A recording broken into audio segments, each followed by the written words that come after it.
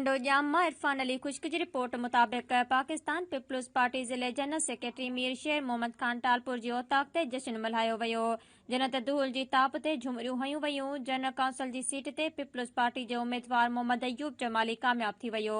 Union council 58 ward 4 जे गैर सरकारी नतीजन मूजिब 642 vote हासिल करे मुखालिफ धुर जे उम्मीदवार शमन जमाली 479 वोट खयां।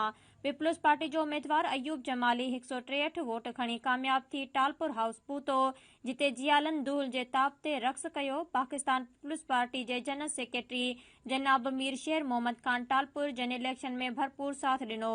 उन मौके ते ज़िले जनरल सेक्रेटरी मीर शेर मोहम्मद टालपुर चयो त टंडो जाम पीपल्स पार्टी जो किलो आहे।